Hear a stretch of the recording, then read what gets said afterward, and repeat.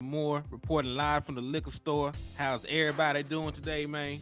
It's Monday. I know y'all just started that work week, and there's still free agency going on, man. Free agency is in full effect, and while we have made a bunch of great moves that I do agree with, this is one move that I did not agree with.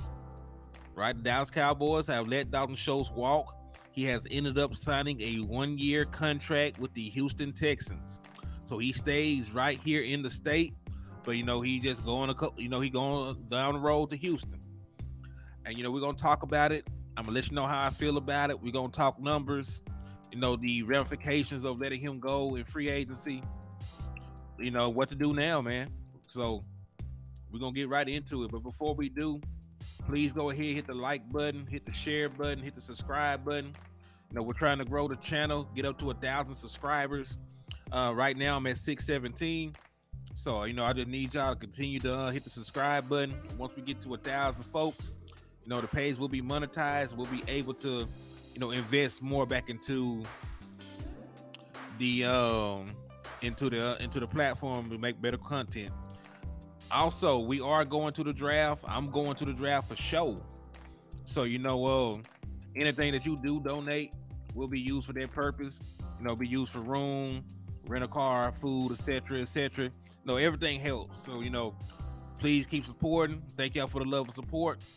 And, we're gonna get right into it, man. So, let me see. Who all tapped in with me so far, man? Matt Badden, I see you, man. C. Burleson, Neighborhood Troll, Eastside Herald, I see you, man. Hey, y'all got you one, man. Salute to you. Hey, Marcus Hardison, Swain, Tyrone Church, right? Allegedly. Remember the first time that they said that they offered him a contract and he turned it down, it turned out not to be true. So, you can't really say that they actually did that. Brian Kite, what's up with you, man? I see him, folk. Let's see who else in here with me, man. Double R, I see you. Cowboys fan 95. What's good with you, man? But yeah, so let's talk about it, man. So allegedly he turned down a deal to play with the Cowboys. It was reported by Carl. Hey, what's up with you, Carl Whittinger? I'm here, just came from Fisher. Salute to you for tapping in with me, brother. So let's see. So let's just talk about it, man. Let's go by what is being reported. And, we'll just go from there. All right, we'll just go by the initial reports and see what's going on with that, right? So we all know he's gone. He signed a 1-year, $9 million deal with the Houston Texans. All right, so he's gone. He's no longer a Dallas Cowboy. And it is what it is. Michael Donna, we're swapping Cowboy to... Yeah, right? We're swapping out a lot of players right now, man. We're swapping out a lot of players. But yeah, so it was reported that Dalton Schultz turned down a more lucrative deal to be a Dallas Cowboy. Allegedly, right? I'm going to say allegedly. He turned down a 3-year, $36 million deal to remain a Dallas Cowboy. I'm going to put it to you like this, 2 different ways. One, if that is true, he needs to immediately fire his agent. Right, because that's horrible mismanagement. That's that's right at market value. Would have probably been good money. Michael Autry, what's good with you, man? But I'm also going to say this. This is the second time that they reported that Dalton Schultz turned down a contract, and it's a completely different figure than the last time that they reported it. The first time that they reported it, James Slater clarified that was not true. The Dallas Cowboys had not spoken to Dalton Schultz at that time. No contract was offered. So, it just wasn't true. It wasn't true. So I'm not sure if this latest report of him turning down a contract is true because they already lied about it the first time. So when you're dealing with the front office, you got to always take everything with a grain of salt. And yes, to be fair, nobody is getting a lot of money. So that's why I also believe that Dalton Schultz didn't turn down a contract. No other tight end, mate, is making that kind of money right now. I'm not sure why the tight end market is being devalued, but other guys like Mike Gesicki and The Hayden Hurts, like they didn't sign for bank, no breaking contracts either. They didn't break the bank when they got their bread. So if the Dallas Cowboys actually did offer that and he turned it down, he would be dumb. But I also don't think, that I also don't think it happened, to be honest with you. I actually don't think that it even happened. Because you cried wolf once and it turned out not to be true. Hard for me to believe you the next time. So that's neither here nor there. He's not here no more. We're just gonna talk about what he did for this team. How we need to try to replace the production, and can we actually rely on the production of the guys that we have on our team? So let's just see what's going on. Right. He's like Carl said, like you believe that he's replaceable, but you haven't seen the guys do it yet. So it's an unknown. It's a risk. And listen, sometimes you do have to take calculated risk with roster building. Right. This is not the risk I would have took. I would have definitely re-signed Dalton Schultz, and I'm going to give you the numbers behind why I would have did it. Right. Because when I come to you with an opinion, is usually based in facts and stuff that you can track. Rightfully so. Because listen, with Dalton Schultz, he was very integral for what we did on offense. You could make an argument, with a scheme change, that he might not have been as prevalent going forward. But, he was very productive for what we've been doing these last couple of years. He said, if Ferguson fails, Mike McCarthy offense is in serious trouble this season, for real. That is facts. So let's just talk about the numbers behind Dalton Schultz, right? I'm the numbers guy. I like numbers. So, that's what we're going to talk about real quick in terms of that boy Dalton. So as I always say, I know he doesn't have the name. I know that he is not the athlete that these other tight ends are. He's not a Darren Waller in athleticism. He's not a Kittle. He's not a Kelsey. But what he is productive, right? Over the last 2 seasons, among his position group, Dalton Schultz is 5th in touchdowns. He's 6th in yards, and he's 4th in receptions among all tight ends in the National Football League. Right, so he's up there in production. So while he is not the athlete and the offense does not run through him like these other tight ends, right? Like they're not calling up specialty plays for Dalton Schultz like they call up for Kelsey. They're not calling up, plays for Dalton Schultz like they're calling up for Kittle. But despite that not being a featured option in the offense, mainly being an option route guy, mainly being the guy that gets in the middle of zone defenses and sit down, right? He's still, like I said, among his position, 5th in touchdowns, 6th in yards, and 4th in receptions. So when you look at his overall body of work the last 2 years, he's been a top 5 tight end. So when you're top 5 at your position, right, regardless if you're the athlete or this or that, like, I'm always hesitant to let that kind of, production leave the building. So, I do understand having faith in younger players, but I'm going to say this. Whether you personally like Dalton Schultz or not, I know he got Twitter fingers. I know he like blocking a lot of the fan base, this, that, and the third. But when it comes down to just regular production, he's been a top 5 tight end the last 2 seasons. He's been a top 5 tight end the last 2 seasons just based on his overall production. So when you're talking about letting that walk out the door for nothing, right, I do pause at that.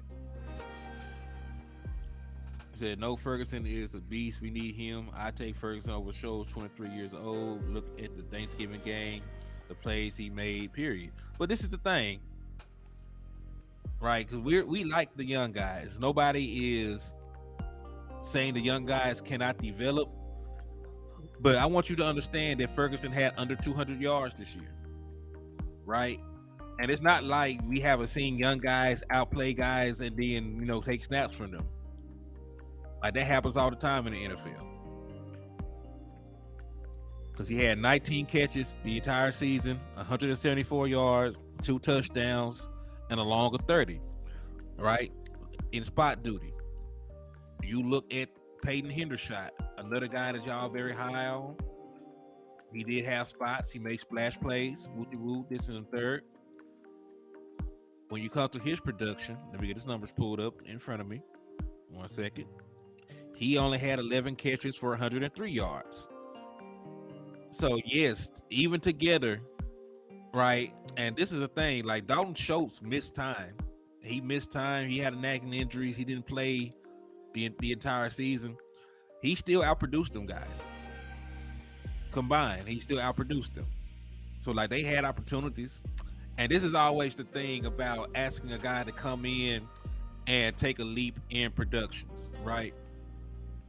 To take a leap in production. Do you remember when? And this is a different position, but I want you to remember this, right? I want y'all to remember this different position, but I'm going to use this comparison.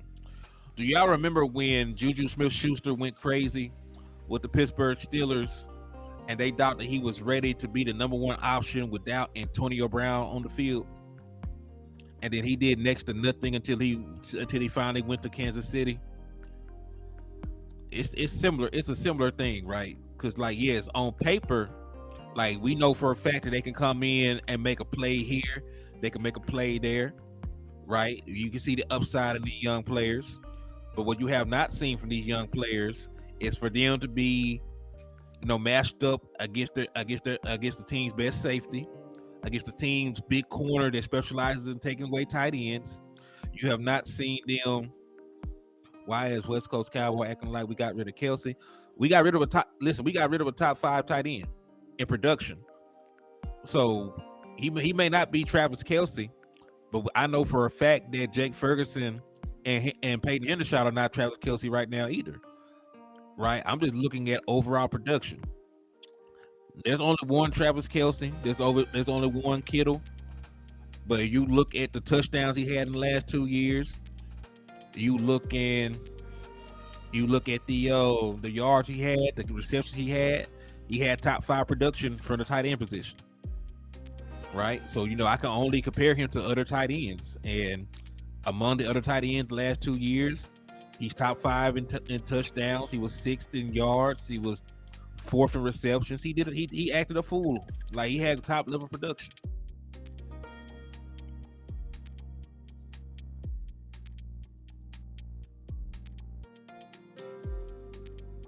Okay, fine, $10 million. I'm not different options. They don't hate Schultz. No, stop it. Ferguson is baby Kelsey. Just give him. See, that's the thing. Like, why we always got to anoint these guys before they actually play meaningful snaps, right? Like, we gotta be serious, right? We gotta be honest with ourselves. Like, we all pray and hope that these young guys develop and are great players going forward. We hope with added snaps, that they can take the next step in their development, so on and so forth, right? Because they're young, they do have some athleticism, they have made plays, but we haven't actually seen it, prolonged game in, game out in a 17-game season. So there's going to be question marks. So, I would hope for him to be baby Kelsey, right? We all hope that he does it, but, we just need to see it. So let's pray about it.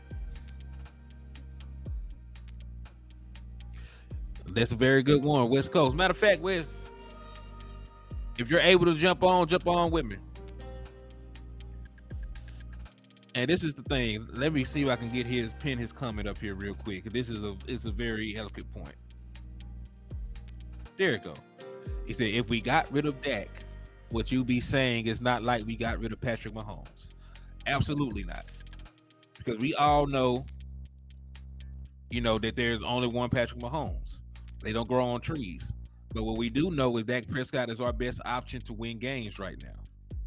Right? So, it's the same thing with Dalton Schultz. Nobody ever said he was Travis Kelce. Nobody ever said that he was George Kittle. But what we are saying is that you look at the actual numbers. He said, name all the athletic tight ends Mike McCarthy had in Green Bay. Either drafted them or traded them. Yes, he is. Like for real. Like Dalton Schultz is better than any tight end. Yeah, he's better than any tight end that he ever had. That is 100% correct. Tariq, you are correct. He is better than any tight end that he ever had. Well, hold on. Let's see, because he had Jimmy Graham, but when he had Jimmy Graham, Jimmy Graham was over the hill. Like Jimmy Graham was over the hill when Big Mike had him. So who we talk about? Like Donald Driver. I don't think he's better than Donald Driver. But well, the point is though, like Dalton Schultz is the best tight end on our roster, and we're asking guys that's already on the team to step up and do what he's already doing. Right, and I get it. And listen, you know what I always talk about? I don't care about the salary cap. They have money. They have money. They did not sign. Listen, they did not sign DeAndre Hopkins. They didn't take in a big. They didn't take a big salary cap in. Right? They didn't overpay Odell Beckham or nothing like that. They got Brandon Cooks. It's only gonna be like a $12 million cap hit or something like that because the Texans are paying part of it. So you got money to actually spend. So if you actually wanted to keep your tight end, right, you could have kept a top 5 tight end, for relatively next to nothing. He signed a $9 million deal. And what I always tell you about stop looking at the annual money.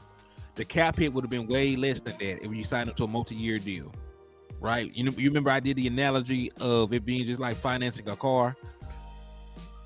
So, if you had gave him like $7, $8, $9, or $10 million up front on a 3-year, $36 million deal, right? Let's say that they did do that. Let's say they did offer him a $36 million deal, right? If he had got $10 million up front, you would only been on the hook for $26 million over the next 3 years of the contract, right? Before he even played a snap, he would have got the signing bonus. Boom, right? So they're on the hook for $26 million after that, right? We gave him $10 million over 36. We gave him $10 million of a $36 million contract up front. If you divide 26 by 3, what you get is $8.6 million. And you could spread, that's annually. And you could spread that cap hit all around, whatever you want to do.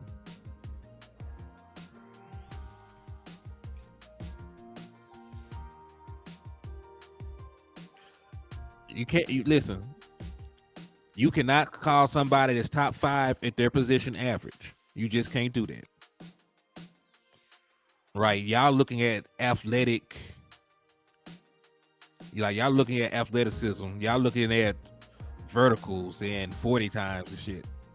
Like I'm talking about production.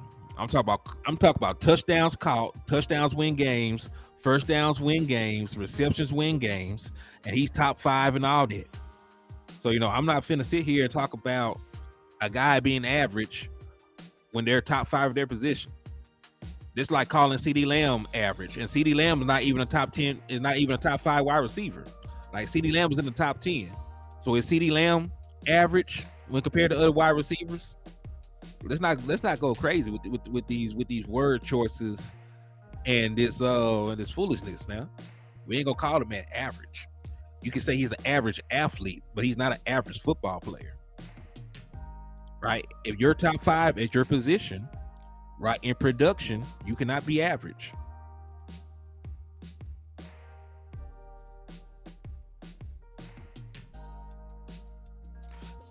Brother, who does not listen?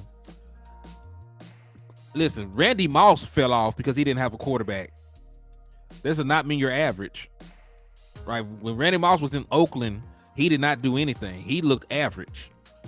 Like when you're a pass catcher, your entire existence is dependent on who's throwing you the ball. So that's not even realistically fair to say.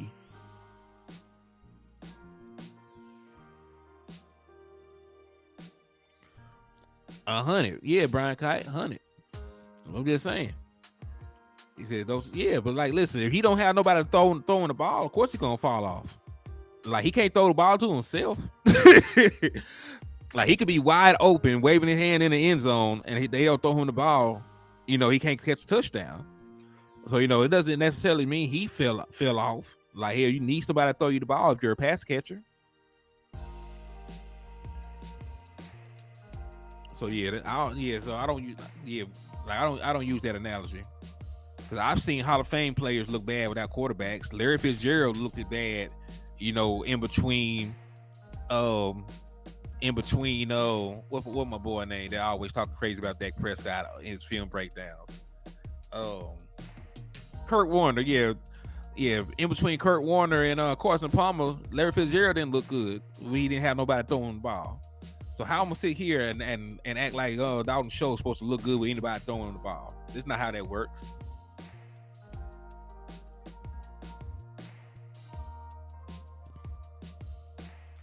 But yeah, let's see. Wes, did I send you the link yet, Wes? Hold on.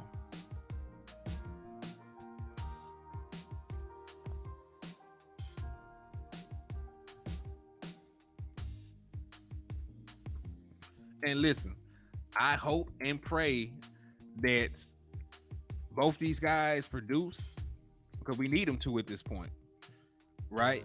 It's either sink or swim at the tight end position. Like nobody is questioning, right, if they have potential. Only thing that I'm saying, they do not have production right now. I'm hoping nothing but the best for them. I'm hoping that we can come back and y'all can say, "I told you so, Henny." I hope that we can come back and say, "I told you so, my boy. I told you they were gonna ball." Right?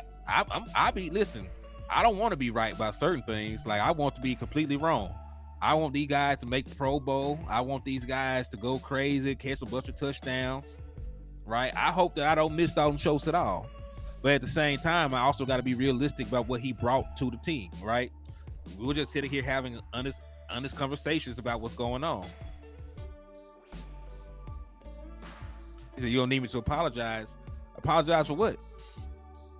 All I said here is said that I ain't seen him do it. And you're letting a top 5 tight end walk out the door. If they do it, thank God. But if not, I'm also need the same courtesy. If they do not produce this year, I'm also need you to come in here, my guy, and say, "Yeah, Henny, I should have listened to you on that one." But listen, it's not about being right or being wrong about a conversation. We're just having an honest conversation about what the hell walked out the door. Because I know he's not Travis Kelce. I know he's not Kittle or any of the other athletic studs. But listen, how many of those guys are just on the open market? Like, there's not very many of them. That's why they get paid the way they get paid. He said, tight end is a centerpiece in Mike McCarthy West Coast offense. He said, Ferguson isn't better than Hendershot, in my opinion. Yeah. Well, see, we'll actually have to find that out, right? Hey, it's all love, man. I say we all fans, man. Like, listen, we all just want the best for the team. Now we're just having a difference of opinions right now, but it's never really an argument in here, man. We're just gonna talk numbers. You know, we're gonna just express how we feel about certain move the Dallas Cowboys make. We're gonna keep it pushing, man. Real talk. What's Mark Andrews' contract for the Ravens? Let me take a look. See if we're talking about it.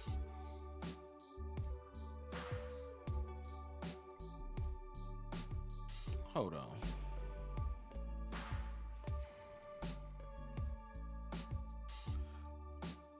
Oh nah, hey, we gonna have Brandon Cooks looking so hard, man. You gonna swear it's a different receiver.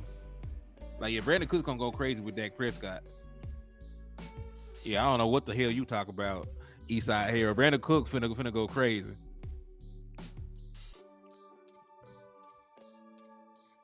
Yeah, Brandon Cooks finna go crazy. You Texans, bro, what have you done it? Nothing. They ain't did nothing. Hey, Miss Clark, how are you doing? Why would you doubt it? He had 700 yards with y'all. Y'all ain't have nobody. Y'all ain't have a single soul. Hey, Michael Lockhart, what's up with you, brother? How you living, my guy? How you living, boy? But yeah, like, listen, if they develop and they pan out, thank God. But, you know, if not, then, you know, it's going to be a hindrance on the defense, on the offense.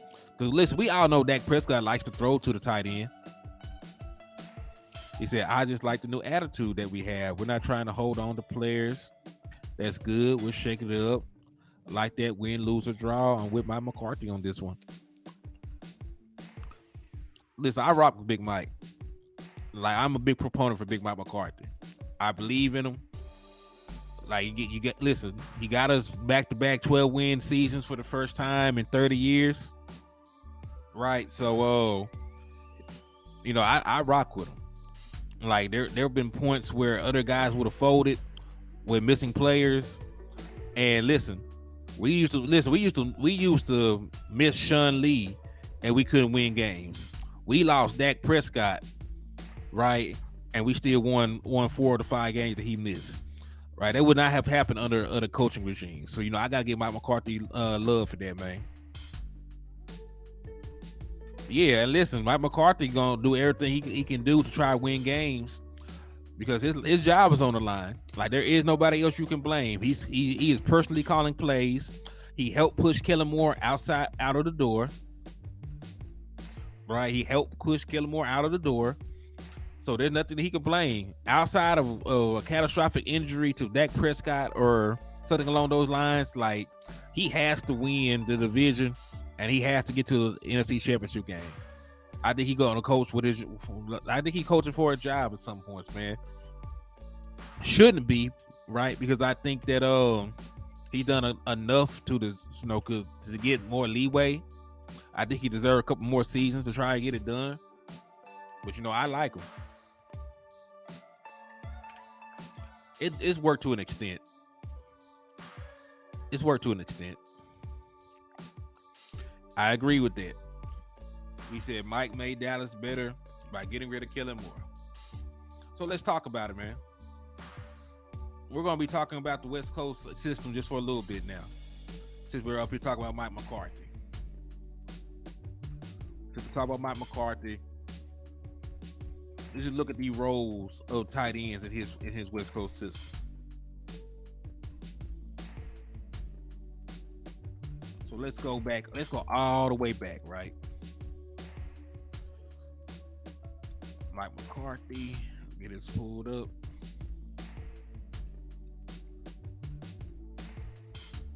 Now, he was the head coach of the Packers and their play caller, by the way, for a majority of his time there. He took the job in 2006, lost the job in 2018. So let's look at some of these tight ends that he had on that roster then. Because I'm going to flip this.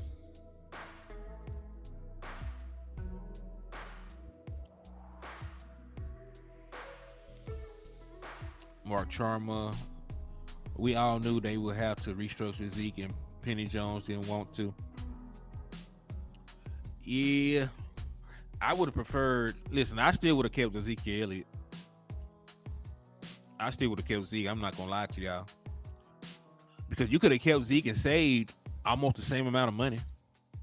You could have restructured Zeke, kept his production. You wouldn't be out here working out somebody like Ronald Jones. Because listen, the best running back available on the open market right now is Ezekiel Elliott.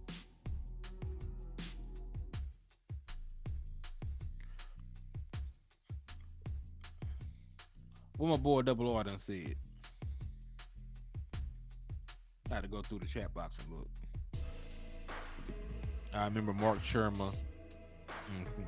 So, yeah, where was I? Let me take a look at some of these tight ends that Big Mike was working with, man. Let's see. All right, 2006. Who was their tight end?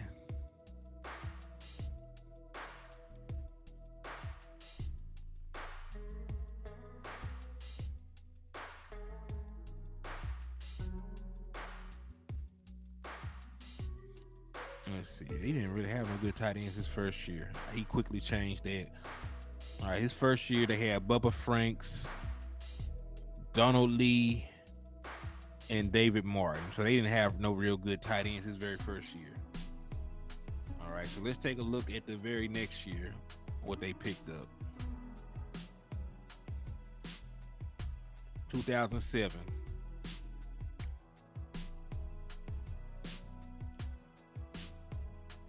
Ryan Cross, I do remember him.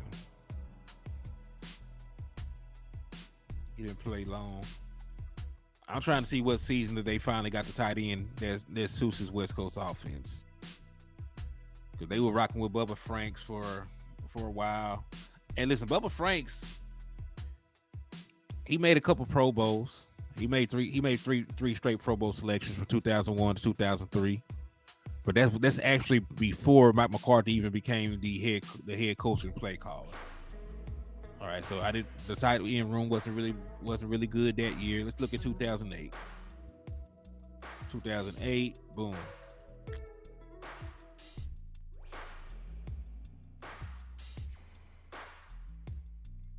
Here you go.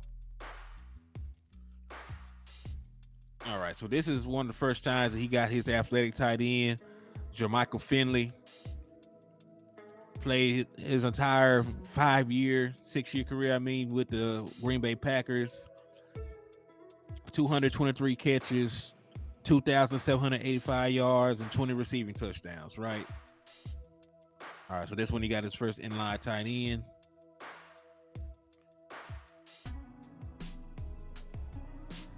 All right, so let's see. Who else after that? So that's who was in 2008. Let's see who the tight end was in 2009. I think it was still Jermichael Finley. Let's see that tight end room. Yep, it was still Jermichael Finley, Spencer Harvin. He didn't do anything in the National Football League. Donald Lee. So it's not like he had top level production from his tight ends in any of these years. Let's go to the Super Bowl. Yeah, let's see what's up with that. Tim Pano, what's up with you, man? Let's see. What's the new DTs? What's up, Dwayne Brown? I see you, brother. How you living? So, yeah, we just going through here year by year, looking at the tight end room. I was just going year by year, looking at the tight end room so far. We ain't doing nothing crazy. I'm just trying to see these spectacular tight ends I was told about.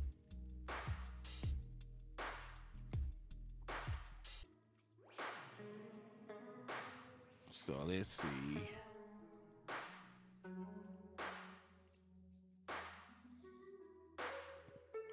Okay. So it's a pretty average room that year too, outside of Jermichael Finley. 2010, this is the year that they won the Super Bowl. So let's take a look at his starting.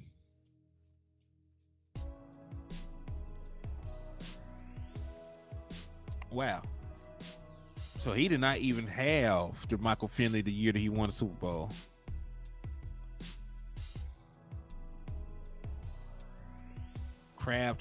Tom Crabtree at tight end. Horrible. Andre Quarles. Horrible. So the year that they actually won the Super Bowl, he had a very below average tight end room. Tom Crabtree, Donald Lee, Andrew Quarles. Do y'all even remember any of these guys? Put it in there. Put it in the chat box. Do y'all remember any of these tight ends? You remember any of these tight ends? I'm just asking. Do y'all remember any of these tight ends that he had? I named out the names. I'm gonna name them off again. Donald Lee, Andre Quarles, Tom Crabtree. Just so you know, Crabtree had 22 career receptions, 323 career yards, and 5 career touchdowns. Donald Lee, he had 209 career receptions, 1,990 career receiving yards, and 19 career touchdowns. Quarles, 89 career receptions, 940 career receiving yards, 6 career receiving touchdowns. So do any of these tight ends that y'all speaking on, sound like they were just going crazy? So it actually looks like, we listen. I'm gonna have to just check the numbers on everybody else, because I don't think that the tight ends really played a big part in this Super Bowl run. I'm gonna have to check the game by game numbers, but just going off of those regular looking, yeah, they were super average. So they were some super average tight ends, right? He said Tree was okay. Yeah, he average numbers, super average numbers.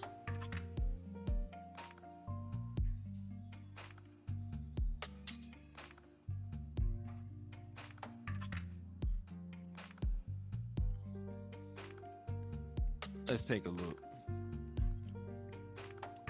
It's looking like a lot of this production came from the wide receivers. So let's take a look at the year in question. Packers 2010 receiving yards. 2010 Packers. Let's take a look at their stats. See how they were divvied up.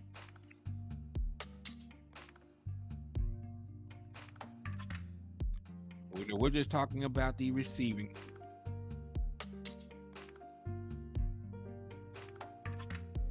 All right.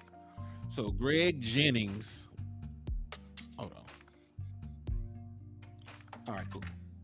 So Greg Jennings led that team in receiving. He had 1,265 yards. James Jones was second on the team. He had 679. Jordy Nelson was third. He had 582. Donald Driver had 565. Brandon Jackson had 342. Then you get down to Jermichael Finley, who had 301.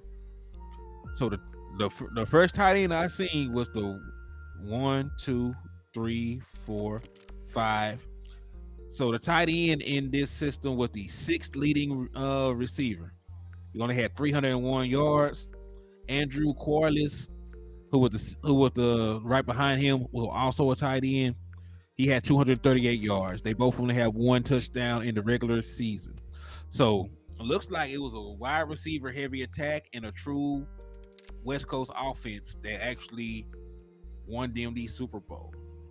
Now in the playoffs, they did run the ball at a much higher clip, but no, just looking at the numbers at face value, it does not look like the tight ends were a big part of what Mike McCarthy did in calling up a game plan to actually win.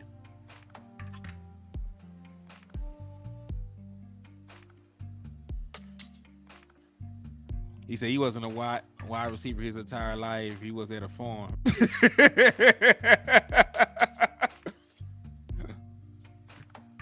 What's up, T Smooth TV? What's up with you? Johnny Herrera, what's good with you, my guy?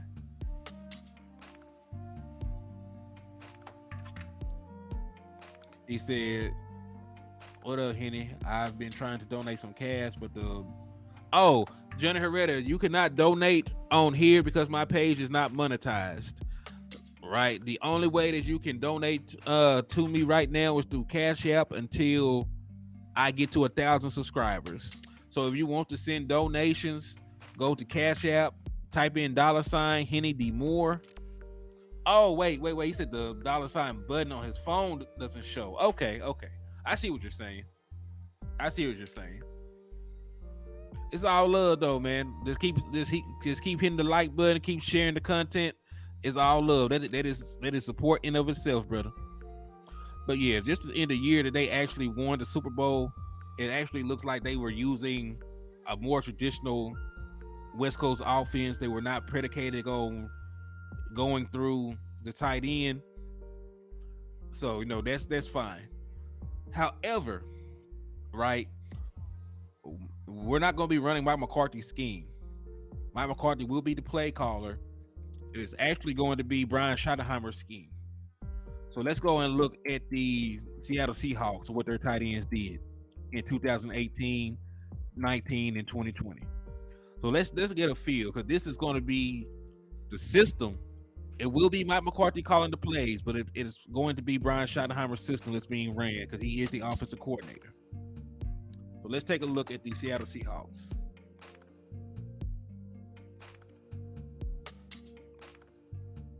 And let's just break down the distribution of the ball. Let's see if these tight ends were going crazy and doing work.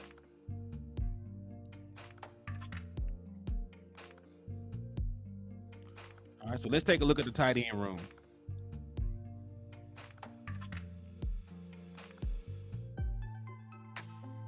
Ed Dixon, Nick Van Nett are the listed tight ends. Ugh, this sounds horrible.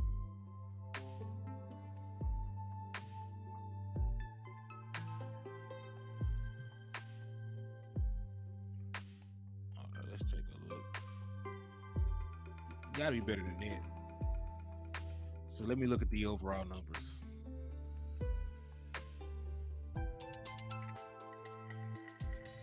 All right. So this is their receiving yardage broken up. Let's go see who the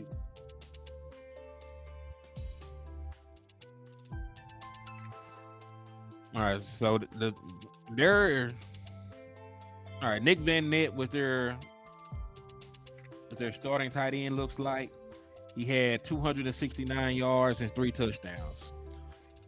Passing overall, Tyler Lockett led them in receiving with 965.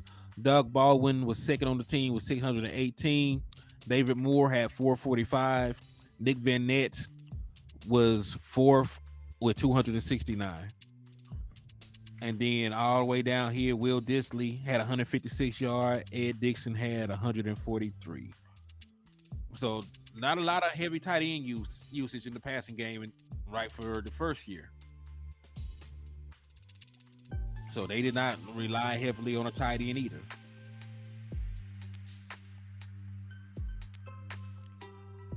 So let's take a look. Oh, to see what you say, OGC. Let me see what your comment is. I gotta scroll up.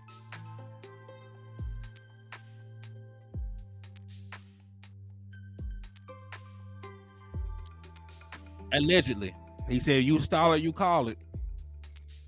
But we gonna see. So let's take a look. Let's keep running through this because we're covering both of them, just in case, right? Because that is such a gray area about what the hell is really going on. That's why I wanted to look at Mike McCarthy stuff, and why I also want to look at Brian Schottenheimer stuff too. So that first year we looked at it with the Seahawks, abysmal. Right, not much production from the tight ends. Let's look at 2019, see if there's some better names here. Receiving, boom. Let's take a look at the receiving yardage. Okay, so this is DK Metcalf rookie year. So you guess what happened? There were not a lot of. Oh, hold on now. It looked like more like a 2 wide receiver attack. Tyler Lockett had 1,057 yards. DK Metcalf was second on that team with 900 yards. Jacob Hollister was their third leading receiver, and while he was a tight end, he only had 349 yards. Will Dissly, the next tight end behind him, is, let me see, 1, 2, 3, 4, 5. Is fifth on that team with 266 yards. So altogether, both those tight ends only had 567 yards combined and 4 touchdowns. So again, not big tight end usage, not huge tight end usage that we're looking at here. So this year too, he was on the coordinator there for 3 years. This next year we're gonna look at it's the last year that he called plays. It was actually their best year record-wise under him. They won that division, went 12-4. Let's see what these tight ends did. Let's see who these tight ends were and what they did. Let's look at the yardage. Yep. Another year. This is probably the most efficient I've seen the tight ends this final year. But they're all their numbers are around the same. It's like a 3 tight end attack. They all have similar targets. They all have damn near the same amount of receptions. But I'm gonna just go through here overall. DK Metcalf, 1,303 yards. Tyler Lockett, 1,054 yards. David Moore, 417 yards. Chris Carson, The running back, 287 yards. Fourth on the team is Will Disley, 251 yards. Greg Olsen, who was like 1,000 years old, had 239 yards. Jacob Hollister had 209 yards. The last three guys were tight ends. And altogether, they did not even combine for 700 yards. They did not even combine for 700 yards between the three of them. So not a big tight end attack there either. So what am I saying? What am I trying to get at with just going over here? Like, it's not like, New England where the offense was running through Gronk, or when they had Gronk and they also had Aaron Hernandez. It wasn't no attack like that, at least not from for Schottenheimer. When Mike McCarthy actually won a Super Bowl calling plays, they did not really utilize the tight ends in that attack. So I'm gonna say this. Just looking at the actual numbers on the team, I'm going to let them make it.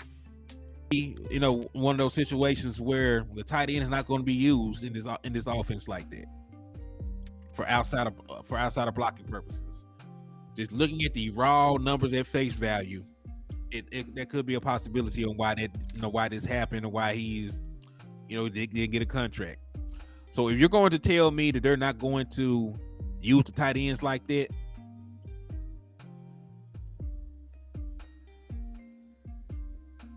yeah, like mostly what's going on, man, is like a lot of this going on. Even if you look at Mike McCarthy, like his version of the West Coast offense, and then you go over here and you look at Brian Schottenheimer's version of the West Coast offense, these tight ends are not having gaudy numbers. Like, they're not putting up Travis Kelce numbers. They're not putting up Kittle numbers. And hell, they're not even putting up Dalton Schultz numbers.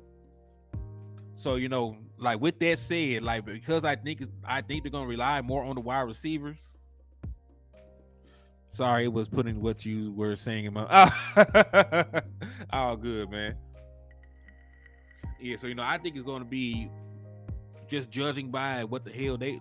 Like, looking at the raw numbers, targets, things like that, it looked like it's going to be wide receiver eccentric. So I think that's why it was very important for Brandon Cooks to get on this team. Now, I have to go and do more research on it. I have to look at, percentages and targets. I got to look at some game film. Probably jump on the show with Landlord. That's my go-to film guy.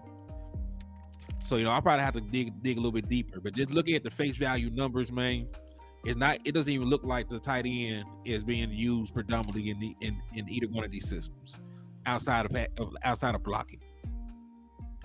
Because it was hard pressed to even find a tight end with 500 yards. I don't think there was a single tight end I seen with 500 yards. Yes, Dak Prescott is one of the best quarterbacks in play action in terms of completion percentage, touchdown to interception ratio, so on and so forth, over the last several seasons.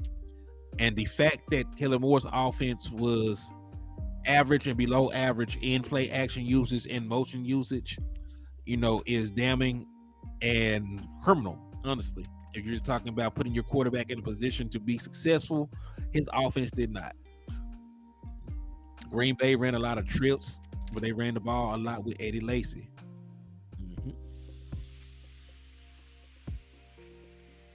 He said, try doing a show with different random people to gain different audience. I should be networking, man. Like, I just did a show with my boy JC Cowboy Network the other day. I think it went real well. I'm always tapping in the trap with Landlord. I'm gonna go on the West Coast show and rock with him. So I'm building up my I'm building up the people that I network with and league with. I'll do everything I can to bring y'all good content, my guy. He said, let's play to the quarterback's strengths. That's what I want. See ground and pound play action. Yeah. And listen, like Brian Schottenheimer loved it. Subscribe to both channels. I appreciate that, Carl. Yeah, like Brian Schottenheimer's gonna run the damn ball. Like, if this is his scheme, he gonna run the ball. Mike McCarthy publicly said that he wants to run the ball. So, I think it'll be good. Yeah. Eddie Lacy was never a top 5 running back. He literally ate his way out of the league. God bless his heart. Hope he's doing well. Yeah. And listen, Mike McCarthy never had a running back the caliber of Ezekiel Elliott. That's why I really hate that he did not get a chance to call plays, right, while Zeke was still on this team. Yo, what's up with you, cuz? I see you in there, man. Look like Tony Pollard is going to be the lead back. Malik Davis from Florida is going to be the secondary back as of right now. And we'll probably have to add somebody in the draft. Yeah, Tony Pollard broke his fibula. He is expected to be ready for training camp, right? Allegedly. So, that's why, going forward, that's why I'm pretty sure they'll draft somebody in the draft. It is a deep running back draft. I don't think you necessarily have to get up a John Robinson or a Jameer Gibson or anybody along those lines.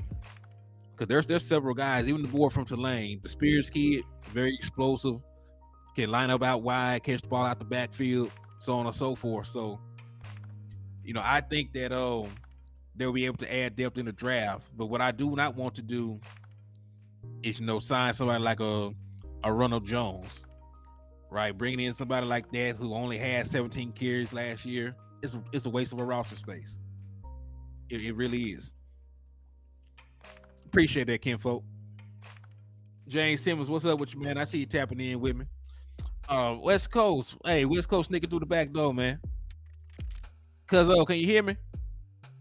Hold on, he might be having bad service. Cuz, talk to me. Can you hear me?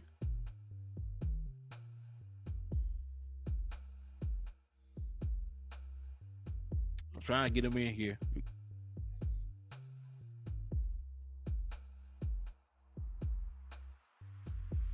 You like Zach Evans? What school he play at, man? Let me know. I'll do some research on him.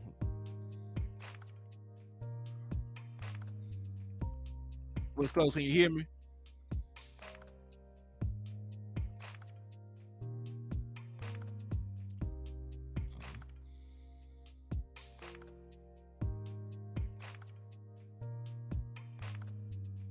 Let's see.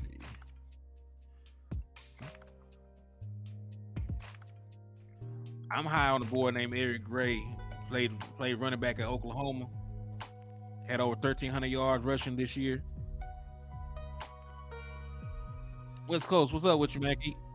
Well, we're trying to get him on.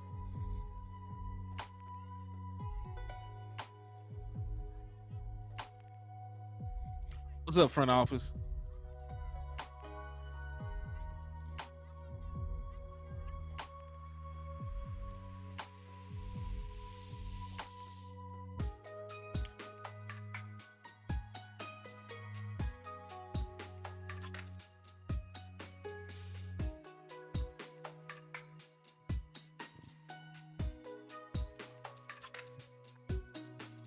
Can you hear me? He said, "What do I think about the 2 Ohio State tackles?" I like them. I think Johnson won't be there, like the first Johnson, but I definitely think that he's first. He worked the number 26 overall pick if he's there. And the beautiful thing about it, he's played almost as many snaps at guard as he has as tackle, and like he graded out high at both positions. So I would not mind adding him. Like, I'm all down for adding offensive line depth at this point. Hey, I appreciate you, front office. Thanks for the love and support, my guy. But he'd be a great pickup. And the beautiful thing about it, because he has played just as many college snaps at guard or tackle, like it wouldn't be alien for him to go either where. So if you actually think Tyler Smith is the better left tackle between him and the Johnson board, you can move him to guard. Like, you think he's the better tackle than Tyler Smith, you can move Tyler Smith to guard, because you already had him graded out as a guard and moving forward as a guard right before Tyler Smith's injury. So I would love to have him, because you fill two voids with one signing,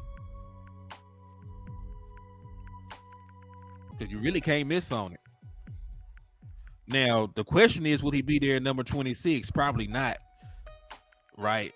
Probably not. The only way I could see him falling.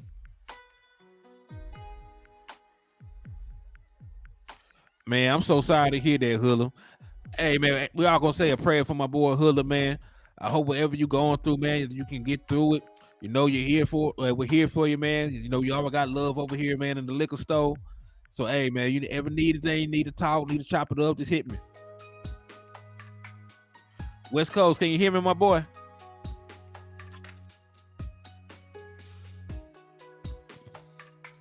Like we having some technical difficulties. It's gonna be all good though.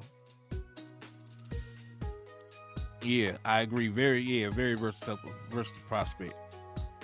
But yeah, in terms of running back though, we were just talking about possible running backs to add though. Like man, I don't even hear this boy name being talked about. And I think he's a dog, man. Like Eric Gray, he was the running back for Oklahoma, rushed for over 1,300 yards this season. Now I don't think this will translate to 6.4 yards a carry, but like he's a very versatile guy. 211 pounds, 5'10", ran a 4.4 at the combine. Explosive, looks nice, on tape. So he looks like he has actual game speed and not just, in shorts and t-shirt speed, right? That doesn't always translate, but he has game speed. Back to back.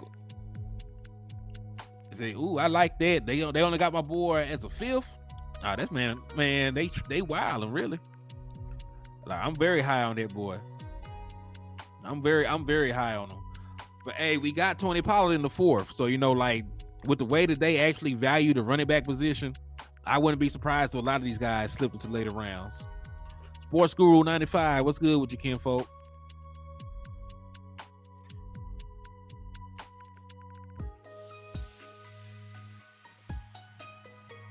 Love it. 6'8", play both positions. Sign me up. Sign me up. Hey, Lamont, what's good with you, man? I appreciate you for tapping in with me, brother. But yeah, we'll see, man. I think it was a mistake letting Dalton Schultz go because of his production. But we'll see. We'll see how things pan out. But yo, I gave y'all about an hour of content, man. So I'm gonna go spend some time with the family. Baby the grandson, show him some love. So I appreciate y'all for tapping in with me. I'm gonna try to go live later on with West Coast. See if we can get him in the building, get his feelings on it. I know y'all already seen the show earlier, but we're gonna talk about it. We're gonna chop it over with my brother. Know it is. See what's going on. He said I want to draft 2 running backs in this draft. Hey, we have filled almost every necessary hole in free agency. We got our wide receiver 2. We got our cornerback 2. Right. And if Tyler Smith is going to be your starting guard, you also fill that role. So hey man, I appreciate y'all for the love, the support. I'll be back later on. And I'll chop it up with y'all, man. God bless. And I'll see y'all